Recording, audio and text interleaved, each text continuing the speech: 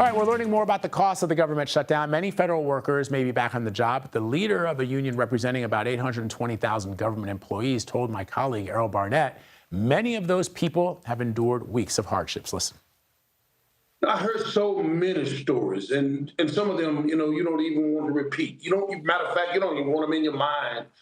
Some of the sites that I've seen, I've stood myself in missions in rural Maryland, serving federal employees food as they come through the line with little children, pregnant mothers, and all of these types of things, that we had to deal with and that they had to deal with. And it wasn't pleasant. It wasn't a beautiful sight. These are people that really want to work. These are people that, have a job, but to know that they got to resort to standing in line, long lines to get food to eat for their families, it's not a pretty sight, and they was very devastated. One lady came through, she was a pregnant mother, didn't know how she was going to deal with issues because insurance, everything is due, but I'm grateful today that this has finally come to an end. All right, joining me now in Studio 55 is CBS News Money Watch correspondent Kelly O'Grady. What's up, Kelly? Hey. All right, so let's talk about the ripple effects that this shutdown may have had on the U.S. economy.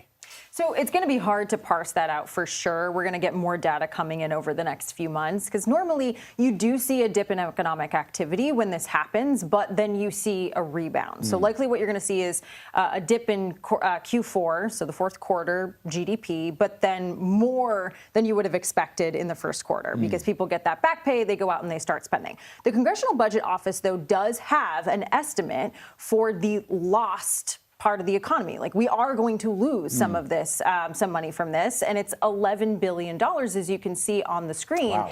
Now, that being said, the U.S. GDP last year was over $29 trillion. That's a bit of a drop in the bucket, but obviously tell that to the people who haven't had the ability, to be paid during this time, who have struggled. So it is certainly meaningful. What sectors have been hardest hit? Travel, that's a big one. Of course, we had the Delta CEO on CBS Mornings with you earlier today. There are going to be some flights that just aren't rescheduled. Hospitality is another one. Hotels that aren't stayed in, restaurants that aren't eaten out at, because if you're a federal worker and you weren't getting paid during that time, maybe you didn't go to that restaurant. And then, of course, government contractors. They are not going to get that back pay during this period of time.